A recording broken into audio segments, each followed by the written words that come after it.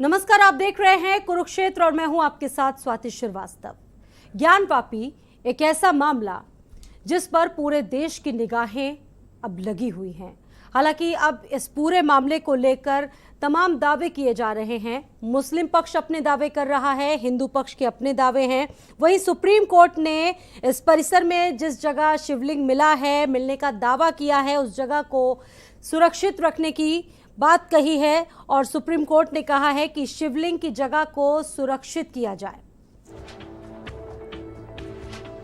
हमारे धर्म गुरुओं को इस बात को समझना चाहिए और हमारे उलमाओं को भी इस बात को समझना चाहिए कि वाकई अगर ये बात साबित हो जाती है कि प्राचीन काल में वहां पर मंदिर था और किसी हमारे शासक ने बलपूर्वक उस मंदिर को तोड़कर वहां पर मस्जिद बनाई थी, तो ये बात तो हमारे मुस्लिम समाज को, हमारे उलमाओं को, हमारे धर्म गुरुओं को समझना चाहिए कि किसी भी कब्जा की हुई जमीन पर, किसी भी छीनी हुई जगह पर बलपूर्वक अगर वहां पर कब्जा किया गया है तो हमारे इस्लाम में वहां पर नमाज पढ़ना हराम है। इसीलिए अगर ये बात साबित होती है तो हमारा मुस्लिम समाज, हमारे धर्म गुरु, हमारे उलमा उस जमीन को हिंदू पक्ष को वापस कर दें। तो इस पर संग्राम मचा हुआ है और एक तरफ सबूत दमदार मिलने की बात कही जा रही है, दावे किए जा रहे हैं, और दूसरी तरफ कानूनी जो दावपेच हैं वो अपनी जगह हैं। और कल हालांकि इसको लेकर सुनवाई होनी है, आज सुनवाई होनी थी, लेकिन वकीलों की हड़ताल के चलते सुनवाई नहीं हो सकी और कल अब इस मामले में अहम सुनवाई होनी है। इस मुद्दे पर चर्चा करने के लिए हमारे साथ खास मेहमान भी जुड़ चुके हैं, उनका परिचय आपसे करवा दूं। शिशिर चतुर्वेदी जी हैं हमारे साथ इस वक्त, हिंदू महासभा से प्रवक्ता। शिशिर जी, स्वागत है आपका। और इसके अलावा फखरुल हसन चांद, प्रवक्ता सपा। सर, बहुत बहुत स्वागत है आप दोनों का। सबसे पहले शिशिर जी आप ही के पास आएंगे। शिशिर जी, हिंदू पक्ष के तमाम दावे, और बहुत मजबूती से हिंदू पक्ष ये बात कह रहा है कि जो दावे मिल रहे हैं, जो चीजें देखने को मिल रही हैं, बहुत पुख्ता है, बहुत मजबूत है और इससे ज्यादा कुछ कहा नहीं जा सकता। जी जी जी, देखिए, वहाँ पर क्योंकि मैं पक्षकार हूँ तो मैं 5 दिन से वहीं पर काशी में था, तो लगातार उस पर मैं वहाँ पर बहस को भी सुन रहा था, सब देख रहा था। लगातार हमारे जो वहाँ सबूत आ रहे हैं अंदर से छन छन के, वो एक एक चीज़ वहाँ पर चिल्ला चिल्ला कह रहे हैं वहाँ पर क्या है। दूसरी चीज़, कोर्ट में जब लोअर कोर्ट में हम लोग की कल बहस की, जो बातें हमने रखी उन बातों को कोर्ट ने सुना और अधिकांश बातें हमारी सही पाई और उसी पर फैसला आया। उसके बाद शाम को होते होते सुप्रीम कोर्ट ने जो जो बातें कही वो भी अधिकांश हमारे ही पक्ष में कही। हमारी कल की प्रार्थना कोर्ट में क्या थी, हमने कल कोर्ट में कहा था हमारे शिवलिंग को सुरक्षित किया जाए, तो वही आदेश शाम को आ गया। हमने वहाँ पर कहा वहाँ बैरिकेड किया जाए, वहाँ पर फोर्स लगाई जाए, वो आज सुबह तामील हो गया वो ऑर्डर भी। तीसरी बात हमारी ये कहना था कि 20 नमाजियों को वहाँ से नमाज वहाँ उनकी उपासना करने दिया जाए, ये हम लोग का निवेदन था कोर्ट से। वो भी शाम तक फैसला है कि नमाज पढ़ने वालों को नमाज पढ़ने दिया जाए। तो कुल मिला के सारी बातें हमारी आ रही हैं, एविडेंसेस वहाँ पर अंदर से जो कुछ लोगों ने क्या नाम प्रकाश जी ने जब उस बात को उठा दिया, कुछ एविडेंसेस को बाहर कर दिया मीडिया में, तो उन बातों को वहाँ पर के उसी बातों को उठाकर एक पक्ष ने विरोध किया, तो उसी बात पे कमिश्नर साहब को हटा दिया। तो कुल मिला के जांच में क्या सबूत आए उस पर अभी कोई चर्चा नहीं है। मुस्लिम पक्ष ने कहा कि हमको सुना जाए रिपोर्ट पे, तो उन्होंने कहा कि ठीक है, आपको बिल्कुल पूरा समय दिया जाएगा। शाम होते होते वहाँ ये बात आ गई कि कोर्ट ने उनको कहा कि हम आपको समय देंगे, आप अपनी पूरी बात रखिएगा, ये जो बातें आ रही हैं जिस पे आपको आरोप है उसको हम हटा देते हैं। तो इस प्रकार से कोर्ट ने हम लोग की सारी बातें मानी है। शिवलिंग इतना बड़ा है कि जब उसको हटाया नहीं जा सकता, उसको उसमें छेद करके उसको हटाने के प्रयास किए गए, सारे एविडेंसेस वहाँ हिंदू पक्ष में सामने आ रहे हैं। कल कोर्ट में मुस्लिम पक्ष के पास कुछ भी कहने को नहीं था वहाँ पर, सिवाय वो ये एक बात उठा रहे थे बार बार कि जो दूसरा पक्ष है उसने एविडेंस को पब्लिकली बोल दिया, केवल उसी बात को रट लगाए थे और कोई भी बहस में उनके पास कोई तर्कपूर्ण तथ्य नहीं था कल कोर्ट में। और बाकी अब 2 दिन की वहाँ हड़ताल हो गई, अगली डेट होगी तो उस पर हम सारे पक्ष के लोग मिलेंगे सौहार्दपूर्ण वातावरण में और अपनी अपनी बातों को रखेंगे आगे। सर, कोर्ट तो ये भी कहता है, कुछ लोग तो ये भी कहते हैं कि वहाँ की जो निचली अदालत है, यानी कि वहाँ की जो कोर्ट है, सिर्फ एक पक्ष की ही उसने बात सुनी, जी जी, ऐसा नहीं है। देखिए, जो सही होगी उसकी बात सुनी जाएगी। हमने कहा था कि नमाज पढ़ने की इजाज़त उनको दी जाए, तो वो नमाज पढ़ने की उनको इजाज़त दी, तो ये तो उनके पक्ष में बात है ना। तो उनको एक ही चश्मे से एक बात दिख रही है। लगातार जिस प्रकार से हिंदू समाज के प्रति नफरत है, आप बताइए, शिवलिंग के बगल में, अभी तो रिपोर्ट आ जाने दीजिए, जल्दबाजी होगी, लेकिन जो हम लोग सुन रहे हैं उनके आधारों पे कह रहे हैं, उसके बगल में वजू खाना, वहाँ पेशाब घर, लेटरिन बाथरूम वहाँ बनाना, क्या इस धर्म को कितना अपमानित करने का घोर कार्य किया गया। यह मेरे अधिवक्ता जो विष्णु शंकर जैन, हरिशंकर जैन जी, उन्होंने तत्काल जैसे ही वहाँ एविडेंस वहाँ दिखा उनको, तो उन्होंने हमारे धर्म के, हमारे भगवान भोलेनाथ शिव शंकर जी के उस शिवलिंग की रक्षा के लिए बेअदबी ना हो, हिंदू धर्म की भावनाओं को चोट ना पहुंचे, तत्काल कोर्ट में उन्हें एप्लीकेशन दी और उसका कंप्लायंस किया गया कि किसी भी धर्म की बेअदबी नहीं होनी चाहिए। तो इस बात का हमने पूरा ख्याल रखा कि हमारे शिवलिंग की सुरक्षा की जाए और उनको उपासना का अधिकार दिया जाए। उसके बाद जजमेंट जो होगा उसके बाद में देखा जाएगा उसमें क्या होता है आगे चल के, सबूतों के आधार पे। हमको खाना पी पानी थूक के दिया जाता है, हमसे उपासना पे टैक्स लिया जाता रहा मुगल काल में, तो कितनी नफरत हमारे धर्म के प्रति रही है, ये आज हम लोग को सामने देख रहा है। और अभी आप आगे आगे चलते जाइए, 1 तारीख को मथुरा में सुनवाई, वहां का भी मैं पक्षकार हूं, वहां देखिएगा एविडेंस, वहां रिकॉर्डिंग की बात आ गई है। तो जैसे जैसे ताजमहल हो, कुतुब मीनार हो, टीले वाली मस्जिद या जितने भी है ऐसे मामले हैं, अटाला मस्जिद हो, इन सब की सब जगह आप देखिएगा दावा हिंदुओं का पुख्ता आएगा। हम लोग के जो मुकदमे दाखिल हैं उन सब पे सबूत आएंगे हिंदुओं के पक्ष में, वो तो बात की बात होगी। ठीक है, तूरज जैदी जी भी हमारे साथ पैनल में जुड़ गए हैं, बीजेपी नेता। सर बहुत बहुत स्वागत है। सर, आरोप लग रहे हैं बीजेपी पर, नेचर और कैरेक्टर चेंज करने की बात बार बार कही जा रही है दूसरी पार्टियों की तरफ से, दूसरे लोगों की तरफ से। आरोप बहुत गंभीर है और कह रहे हैं कि पर्दे के पीछे तो बीजेपी ही है। देखिए, 2022 के निर्णय के बाद जो विरोधियों में हताशा है और निराशा का जो भाव उत्पन्न हुआ था, ये उसकी एक देन है। उत्तर प्रदेश में युग पुरुष योगी जी के शासनकाल में जो दंगा मुक्त, भय मुक्त समाज उन्होंने दिया है और आपस में एकता का जो माहौल स्थापित हुआ है उत्तर प्रदेश में, ये अपने आप में आधुनिक स्वर्णिम युग है। और सही तौर पे यही रामराज है कि जहाँ पर हिंदू मुस्लिम समाज में कोई वैमनस्यता नहीं है, कोई विचारधारा में विपरीत नहीं जा रहा है। दंगा मुक्त समाज देना है। ये आज की जो सोशल मीडिया पर और आपने बताया विरोधी दलों पे, ये उनकी कुटाराघात करना चाह रहे हैं अल्पसंख्यक समाज पर, जो देश की मुक्त धारा के साथ जुड़ रहा है। और उसको भारतीय जनता पार्टी का सरकार जो शासन है वो किसी भी स्थिति में सफल नहीं होने देगी। वो तो ये भी कह रहे हैं कि ये किस दौर में ले जा रही है बीजेपी, वर्तमान मुद्दों पर ध्यान नहीं दिया जा रहा है, जो आज के मुद्दे हैं उन पे बात नहीं हो रही है, और ये हिंदू मुस्लिम वगैरह करके तो आज लोगों को लड़वाया जा रहा है। तो सरकार में जो उनके विपक्ष में जितने विधायक है सदन में इस बात को उठाएं कि सरकार बात नहीं कर रही है, वो जो हल्ला मचा रहे हैं उसका कोई आधार तो होना चाहिए, आधार विहीन बात कर रहे हैं। सरकार अपने विकास के मुद्दा जो सबका साथ सबका विकास सबको सम्मान था उस पर कार्य कर रही है। ठीक है, फखरुल जी समाजवादी पार्टी से हमारे साथ जुड़े हुए हैं पैनल पर। फखरुल जी, आपने एक बयान सुना होगा, अभी चल रहा था टीवी पर, आपकी ही पार्टी की एक नेता थी, उन्होंने बयान दिया इस पूरे मुद्दे को लेकर और कहा कि जो चीज़ें हैं, जो विवाद चल रहा है, क्यों ना मुस्लिम पक्ष नज़ीर पेश कर दे और जो चीज़ें हैं अपने आप उनसे समाधान निकल पाएगा। शायद आपने सुना हो। स्वाति जी, पहली बात तो ये कौन लीडर हैं ये तो मैं जानता भी नहीं इनको, और किसी पार्टी में लाखों कार्यकर्ता हैं, लाखों वर्कर हैं और लाखों सदस्य भी हैं, करोड़ों सदस्य हैं उत्तर प्रदेश और देश में। तो उनमें से कौन क्या कहता है ये पार्टी का विषय नहीं है। पार्टी का हमारा विषय ये है कि भारतीय जनता पार्टी के प्रवक्ता ने बोला कि वो विकास की तरफ ले जाना चाहता है। आज जब खुदरा महंगाई आप दर देख रहे हैं, जब वो इतनी ज्यादा हो गई है, 2% से उससे भी ज्यादा ऊपर चली गई है, तो विकास कैसे हो पाएगा? मैंने जो अर्थशास्त्र पढ़ा है उस अर्थशास्त्र के हिसाब से तो विकास हो ही नहीं सकता जब महंगाई दर इतनी ऊपर चली गई हो।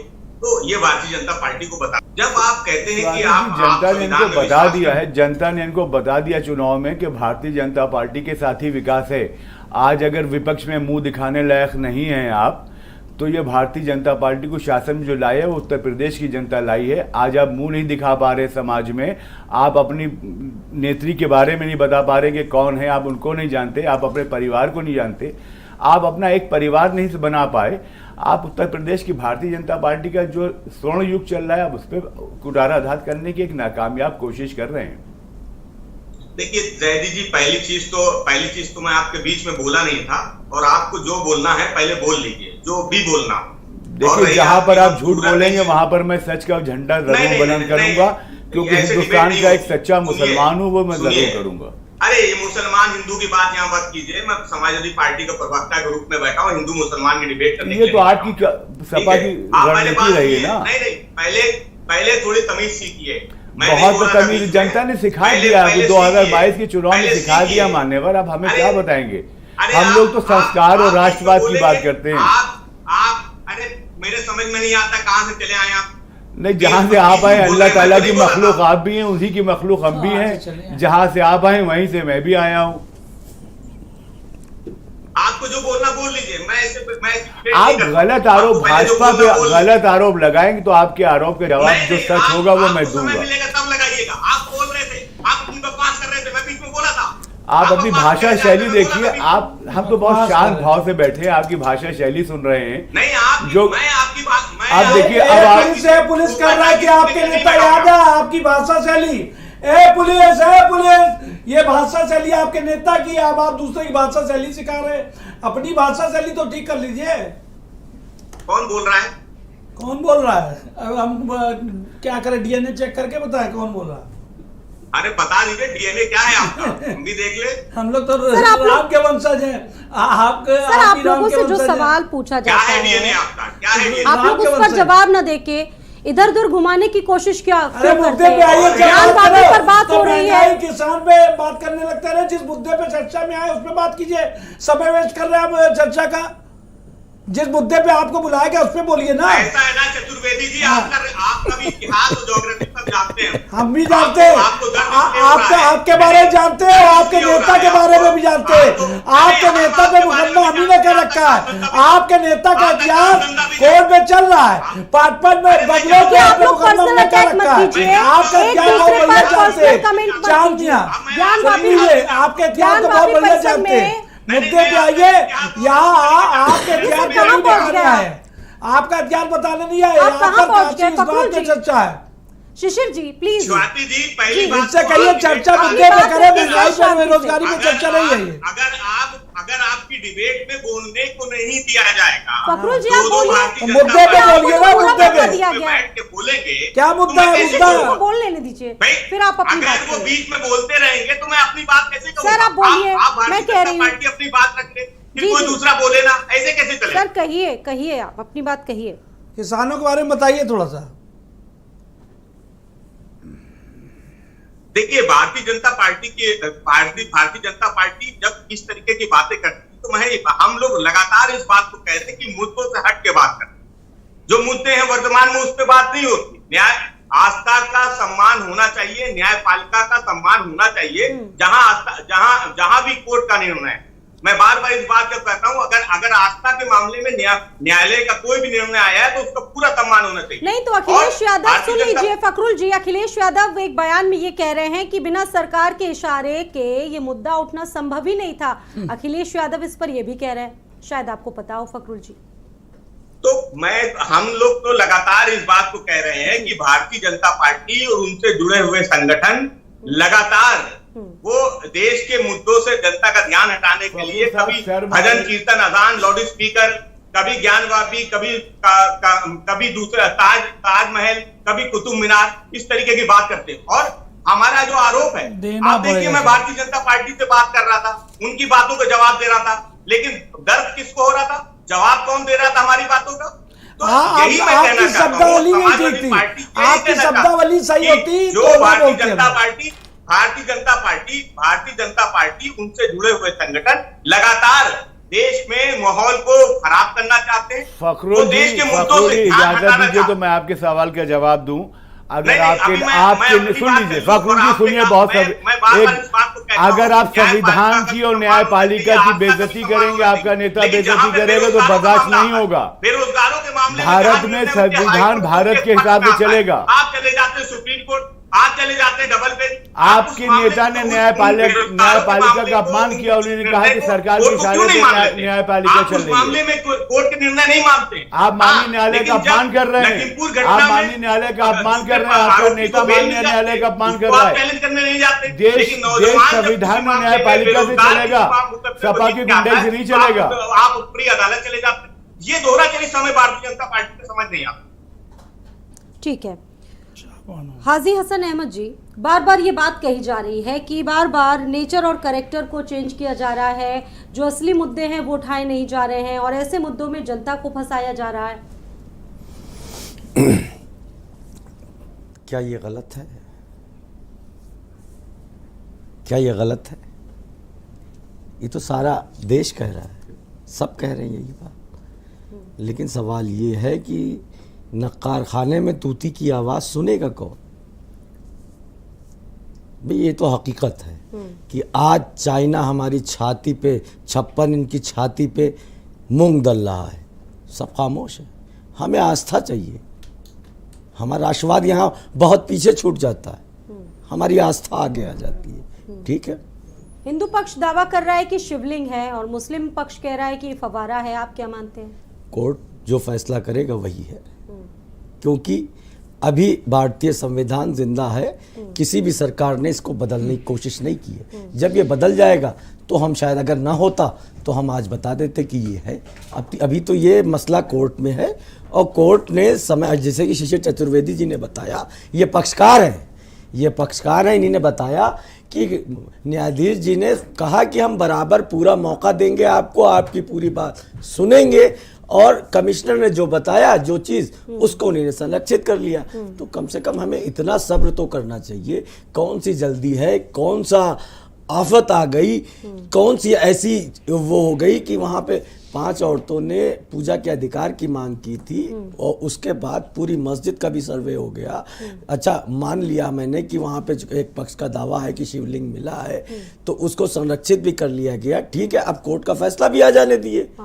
और नमाज भी तो पढ़ने की इजाजत नमाज, दी गई भाई है। सुप्रीम कोर्ट ने पहले कह दिया कि आप 1991 वर्शिप एक्ट को या खत्म कर दे सरकार। ये अगर नहीं खत्म कर रही है, एक मिनट चतुर्वेदी जी, एक मिनट, मैं किसी के बीच में नहीं बोला हूं, मैं अपेक्षा करूंगा कोई भी नहीं बोलेगा, और खासकर आप, क्योंकि आप तो पक्षकार हैं, आप पक्षपातपूर्ण बात नहीं कर सकते। आप अपना पक्ष रखिए, हम अपना पक्ष रख रहे हैं। जब आपको मौका मिलेगा तब आप अपना पक्ष रखिएगा। तो सवाल ये, वो तो कोर्ट ने कह दिया कि वहां यथास्थिति बनी रहेगी, नमाज होती रहेगी। इसमें आपका कहना हो किसका क्या, हम कोर्ट की बात मानते हैं, कोर्ट फैसला करेगा। लेकिन ओवैसी जी तो बार बार कह रहे हैं कि कोर्ट ने सिर्फ एक पक्ष की बात सुनी, आप इससे इत्तेफाक रखते हैं? देखिए, ओवैसी जी क्या कह रहे हैं, केशव प्रसाद मौर्य जी क्या कह रहे हैं, अखिलेश यादव जी क्या कह रहे हैं, और राहुल गांधी जी क्या कह रहे हैं, ये मायने नहीं रखता। ये सब राजनीतिक पार्टियां हैं, ये राजनीतिक पार्टियां हैं, ये अपनी अपनी राजनीति कर रही हैं। जैसे कि आज समाजवादी पार्टी की एक छोटभैया नेता जो पब्लिसिटी चाहने के लिए कुछ भी अनाप शनाप बके जा रही थी और मीडिया उसको स्थान दे रहा था, ये उनकी मांग हो सकती है।